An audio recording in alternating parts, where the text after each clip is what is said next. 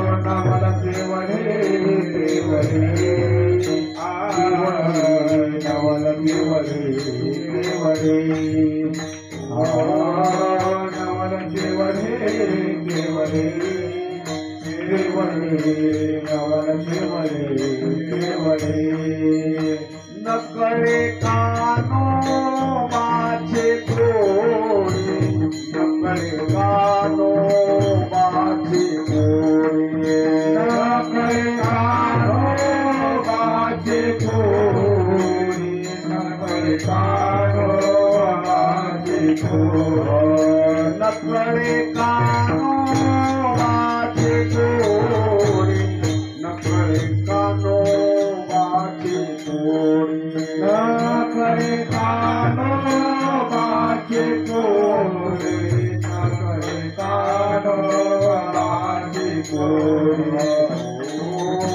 नवल केवड़े केवड़े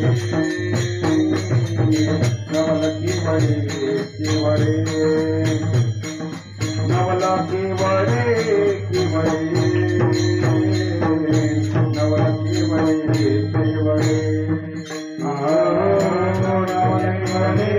केवड़े नवल केवड़े केवड़े ओ नवल केवड़े केवड़े केवड़े नवल केवड़े केवड़े। आणि ज्यावेळेस श्रीकृष्ण भगवंत अशा असणाऱ्या बाललीला करत ज्यावेळेस मोठे होत होते आणि श्रीकृष्ण भगवंत 5 ते 6 वर्षापर्यंतच असणारा हे जे वय आहे त्या वयामध्ये आले.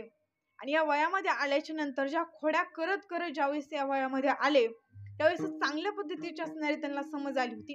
आपली आई कोण आहे, आपण कुठल्या क्षेत्रामध्ये राहतो, ही संपूर्ण असणारी गोष्ट त्यावेळी त्यांच्या लक्षामध्ये येत असताना त्यांच्या खोड्या एवढ्या वाढल्या. ज्या काही दासिका आहेत, ज्या गोपगोपिका आहेत, प्रत्येक असणाऱ्या गोपगोपीच्या घरी जायचं, त्यांचे असणारे माठ फोडायचे. आणि ह्या संपूर्ण असणाऱ्या ज्यावेळेस क्रीडा करत असताना एक दिवशी सकाळची असणारी वेळ आहे आणि यशोदा माता असणारी ताक असताना करत असताना ताकामधून लोणी बाहेर काढत होती आणि कृष्ण त्या ठिकाणी आले. आई मला भूक लागली, मला जेवायला दे. यशोदा माता म्हणल्या, बाळा 2 मिनिटं थांब, मी लोणी काढते.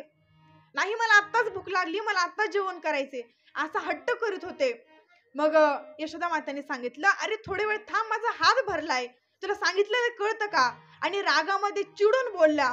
त्यावेळेस मग श्रीकृष्ण भगवंताला राग आला आणि ते एक माठ पालता घातला. त्या माठावर असणारे उभे राहिले आणि जी काठी असते, जे सरपण म्हणतो आपण, त्या सरपणामधली काठी काढली आणि जे शिखर लावलेलं असते त्या शिखरामध्ये दह्याचा आणि ताकाच असणारा वरती माठ ठेवला होता. ते असणारा मुद्दा म्हणून सांगितलं की आई तू जर आता उठली नाहीस ना, मी हा माठ फोडेल. मग यशोदाने सांगितलं, अरे बाळा तसं नको करू, मी आत्ताच तो असणारा माठ ठेवलेला आहे, त्याच्यामध्ये दूध आहे आणि ताक पण आहे, सगळं खाली सांडे. नाही आई, तू उठत नाहीस ना, मी हा माठ फोडणार. आणि तो माठ भगवंताने फोडला. सगळं असणारं दही, दूध आणि ताक त्या माठामधून खाली आलं. मग यशोदा मातेला राग आला आणि श्रीकृष्ण भगवंत पुढे आणि यशोदा माता पाठीमागे पळत होत्या. अरे कृष्ण थांब, तू एकतर मला राग आणलास, मी तुला सांगत होते की थांब म्हणून, तरी देखील तो माठ फोडलास. रात्री ज्यावेळेस बाबा घरी येतील ना, त्यावेळेस मी तुला त्यांच्या समोर उभं करेल आणि मग ज्यावेळेस ती तुला प्रश्न विचारतील त्यावेळेस तुला कळेल की माझा राग काय आहे.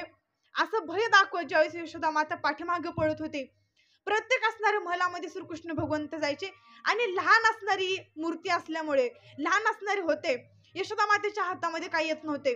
आणि यशोदा मातेचं जे वय आहे ते एकतर जास्त होतं आणि म्हणून यशोदा मातेला पळता पळत असणारा थकवा आला आणि यशोदा माता एका ठिकाणी थांबल्या आणि खाली बसल्या.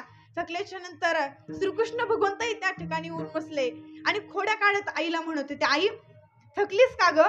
आणि आता उठणार नाहीस ना, मला आता पकडणार नाहीस ना, मग एक काम कर, मला आता तू जेवायला दे.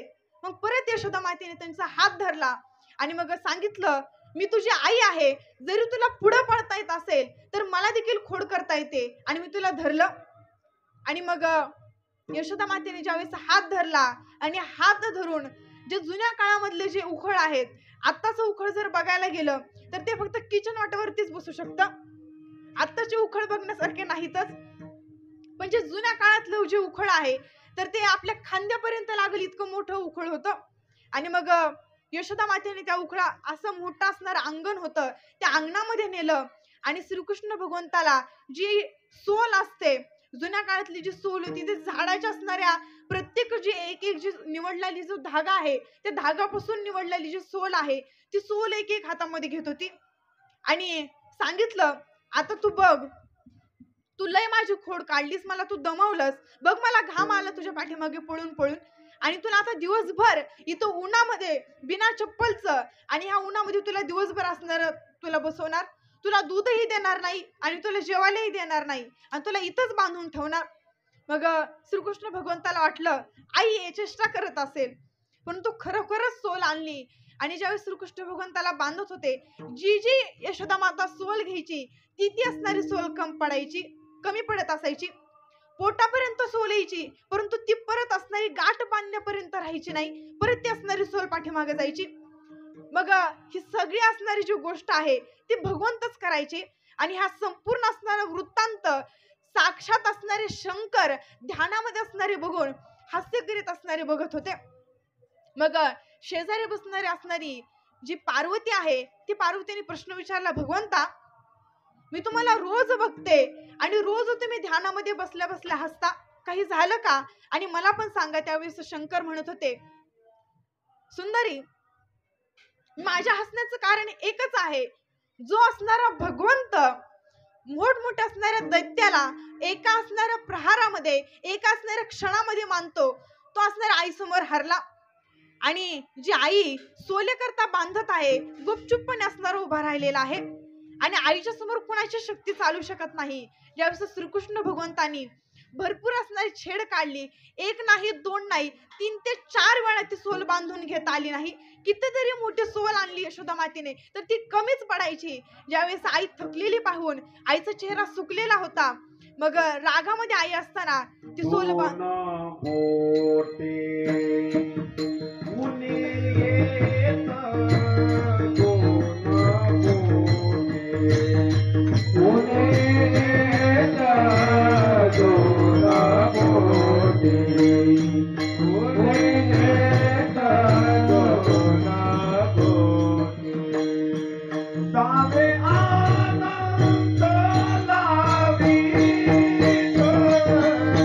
दोन बोटे ऊनी येत, दोन बोटे ऊनी येत, दोन बोटे ऊनी येत. दावे आनंद लावीत,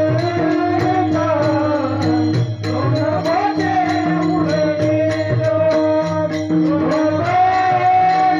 ऊनी येत, दोन बोटे ऊनी येत. आणि ज्यावेळेस भगवंत आईची छेड काढत होते, कुठपर्यंत आई असणारा धीर धरते ते बघत होते.